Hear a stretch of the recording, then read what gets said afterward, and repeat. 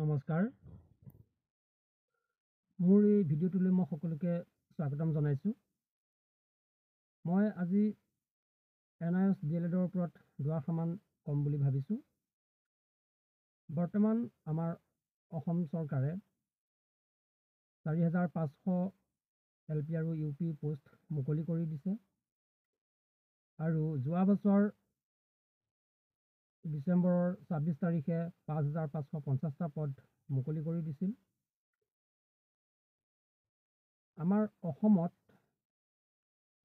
Regular DLED, SCRT regular DLED আৰু SCRT ODL DLED আৰু NIOSৰ DLED এই তিনি প্ৰকাৰৰ DLEDে বৰ্তমান চাৰ্টিফিকেট পায় তেওঁলোকে এই নিযুক্তি প্ৰক্ৰিয়াত অংশগ্ৰহণ কৰিছে বা আগতেও কৰিছিল আৰু পাইছিল, এতিয়াও কৰিছে। এতিয়া কথা হ'ল কি, আমাৰ অসমত এনেকুৱা কিছুমান ইউটিউবাৰ আছে যিকেইজন ইউটিউবাৰে হয়তো ইংৰাজী শব্দ এটা ভালকৈ উচ্চাৰণ কৰিব নোৱাৰে আৰু ইংৰাজী বাক্যটোৰ অৰ্থ ট্ৰেন্সলেট কৰিব নোৱাৰে। তেনেকুৱা বহু ইউটিউবাৰে নিজৰ এটা ইউটিউব চেনেল খুলিছে ভিউজ বঢ়াবৰ কাৰণে, উপাৰ্জন কৰিবৰ কাৰণে। কিন্তু আচল কথাটো হ'ল তেওঁলোকে যিবিলাক ভিডিঅ' প্ৰস্তুত কৰে NIOS DLEDক লৈয়ে হওক বা অন্য বিভাগক লৈয়ে হওক, তেওঁলোকে যিখিনি কথা উপস্থাপন কৰে সেই কথাখিনি কিমান শুদ্ধভাৱে উপস্থাপন কৰে, কিমান সত্যতা হিচাপে উপস্থাপন কৰে, সেই কথাটোৰ ওপৰতহে তেওঁলোকৰ ভিডিঅ'টো নিৰ্ভৰ কৰে যে তেওঁলোক কিমান উন্নত মানৰ এজন ইউটিউবাৰ।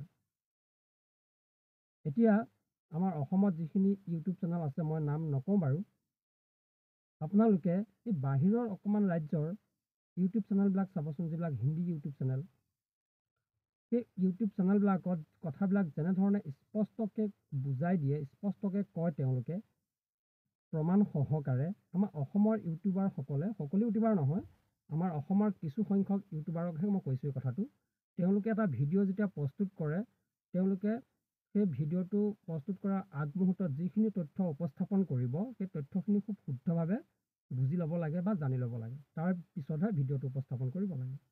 এতিয়া এইখিনিতে মই কেইটামান উদাহৰণ দিব বিচাৰিছোঁ। NIOS DLEDক লৈ পেলাই অসমত বিভিন্ন সময়ত বিভিন্নজনে ভিডিঅ' প্ৰস্তুত কৰিছে, বিভিন্ন কথা উপস্থাপন কৰিছে বা বিভিন্ন তথ্য উপস্থাপন কৰিছে। কিন্তু এনেকুৱা এজন ইউটিউবাৰো মই পাইছোঁ তেওঁৰ ভিডিঅ', যিজনে ৱেষ্ট বেংগলৰ যিটো হাইকোৰ্টৰ অৰ্ডাৰ, সেই হাইকোৰ্টৰ অৰ্ডাৰটো তেওঁ এটা পইণ্ট পঢ়িয়েই তেওঁ কৈ দিলে NIOS DLEDক ৱেষ্ট বেংগলত মানে ইনভেলিড কৰিলে বুলি। তেওঁ সম্পূৰ্ণ জাজমেণ্টটো পঢ়ক, তাৰ পিছৰ জাজমেণ্টকেইটা পঢ়ক বা পিছৰ পইণ্টকেইটা পঢ়ক, পঢ়ি পেলাই তেওঁ বুজি পেলাই কওক কথাখিনি। সেইটো এটা উদাহৰণ দিলোঁ। আৰু সুপ্ৰিম কোৰ্টৰ পৰা NIOS DLEDে যিটো জাজমেণ্ট পালে, সেই জাজমেণ্টটোক তেওঁ খুব ভাল ধৰণে উপস্থাপন কৰিবলৈ হ'লে তেওঁ ইংলিছত এক্সপাৰ্ট হ'ব লাগিব। উকিলৰ কিছু নিৰ্দিষ্ট ভাষা থাকে, কোৰ্টৰ কিছু নিৰ্দিষ্ট ভাষা থাকে। এজন ACS অফিচাৰ হ'লেও হয়তো তেওঁ সেই কোৰ্টৰ লেংগুৱেজটো বুজি পোৱাত অলপ অসুবিধা হয়। গতিকে আশ্ৰয় লয় আন ব্যক্তিৰ বা উকিলৰ বা ভাল উন্নত বা টেলেণ্টেড উকিলবিলাকৰ আশ্ৰয় লয় তেওঁলোকে। এতিয়া কথাটো হ'ল কি, আমাৰ সুপ্ৰিম কোৰ্টৰ যিটো জাজমেণ্ট আছিলে NIOS DLEDক লৈ পেলাই, সেই জাজমেণ্টটোত আদাৰ ইনষ্টিটিউশ্যন যিটো শব্দ, সেই শব্দটোৱে ভুলভাৱে উপস্থাপন কৰিছে সেই ইউটিউবাৰসকলে। আদাৰ ইনষ্টিটিউট মানে হ'ল সংস্থা, সংস্থা চৰকাৰীও হ'ব পাৰে, প্ৰাইভেটো হ'ব পাৰে।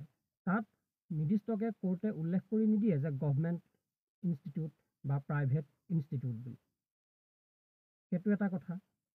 দ্বিতীয় কথাটো হ'ল কি, তেওঁলোকে আজিলৈকে মই দেখিলোঁ পাঞ্জাৱত যিহেতু সুপ্ৰিম কোৰ্টৰ অৰ্ডাৰ অহাৰ পিছত বিনা প্ৰতিবাদেৰে পাঞ্জাৱ চৰকাৰে NIOS DLED সকলক নিযুক্তি প্ৰক্ৰিয়াত চামিল কৰিলে। ৰাজস্থানত সুপ্ৰিম কোৰ্টৰ ডিচিশ্যন অহাৰ পিছতেই নিযুক্তি প্ৰক্ৰিয়াত চামিল কৰিলে। ৱেষ্ট বেংগলৰ কলকাতা হাইকোৰ্টৰ আদেশটো ইতিমধ্যে আহিল।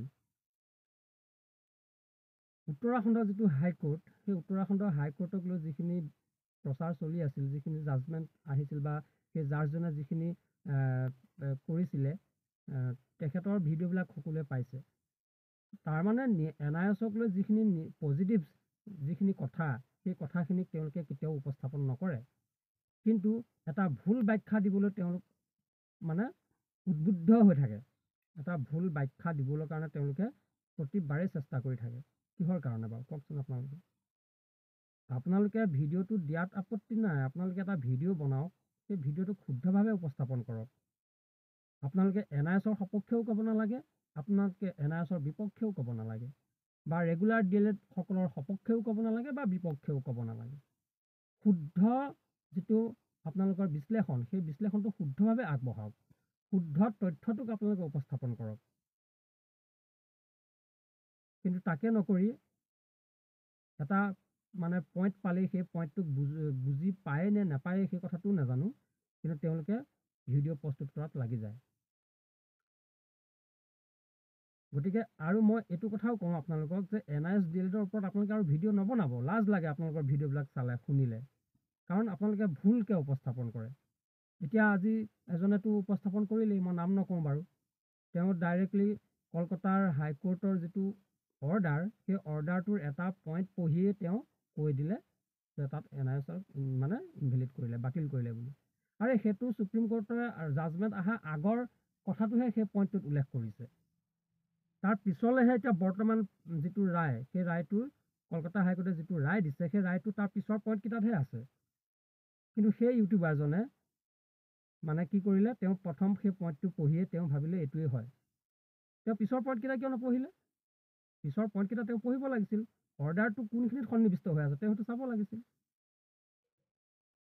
গতিকে আগলৈও কৈছোঁ, আপোনালোকে যেতিয়া ভিডিঅ' এটা প্ৰস্তুত কৰে, যিকোনো বিষয়তে হওক, অকল DLEDক লগ নহয়, যিকোনো বিষয়তে হওক, সেই ভিডিঅ'টো প্ৰস্তুত কৰাৰ আগমুহূৰ্তত নিজকে আপোনালোকে অধ্যয়ন কৰিব। সেই বিষয়টোৰ ওপৰত এটা ভালকৈ অধ্যয়ন কৰি তাৰপিছত তাক এটা শুদ্ধভাৱে উপস্থাপন কৰিবলৈ চেষ্টা কৰিব।